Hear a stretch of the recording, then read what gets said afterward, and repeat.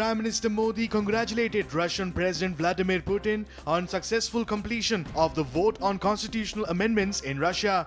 A few days earlier, Russian voters have approved changes to the constitution that would allow Putin to hold power until 2036. Modi congratulated Putin over telephonic conversation and spoke about strengthening Indo-Russian ties further. The two leaders also discussed the post-COVID-19 scenario. The Defence Ministry on Thursday gave its approval for the Indian Air Force to speedily procure 21 MiG-29 fighter jets besides 12 Sukhoi MKI from Russia. Defence Acquisition Council also gave its nod for the upgradation of existing 59 MiG-29 aircraft. This comes as a key development in the midst of a military standoff with China.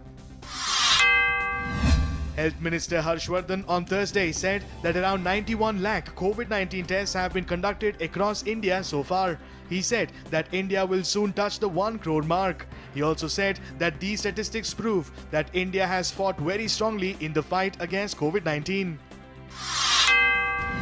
India is currently in talks with the United States and Canada and other countries as well in European and Gulf regions on establishing individual bilateral bubbles which will allow airlines of each country in the pact to operate international flights, said Arvind Singh, Chairman of Airports Authority of India. A total of 4,343 new COVID-19 cases were reported in Tamil Nadu on Thursday. The total number of COVID-19 cases in the state now stands at 98,392. Tamil Nadu is now the second worst affected state in the country.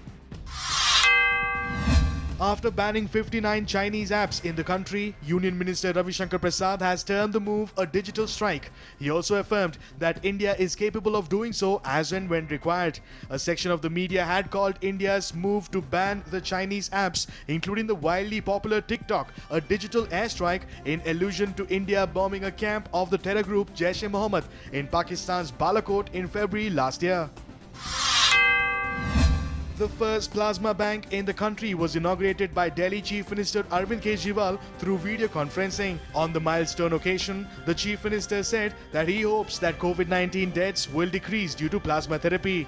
Kejriwal also asked people to come forward and donate their plasma to help doctors treat the corona-infected patients. The Karnataka Health Department has now allowed district health departments to appoint doctors with MBBS on a contractual basis with permission of concerned district health officers and commissioners. The state government has also hiked the salary of contractual doctors from 45,000 to 60,000 per month. However, the doctors will register their protest by refraining from work from July 8th, seeking a permanent status to their job. The last rites of CRPF's Deep Chand Verma, who lost his life in a counter-terrorist operation in Baramulla area of Jammu and Kashmir yesterday, was held in Sikar today. Deep Chand Verma was a resident of Sikar district in Rajasthan. Deep Chand was on patrolling when a group of terrorists ambushed and attacked him. He was seriously injured in the attack. He was rushed to a hospital where he passed away while undergoing treatment.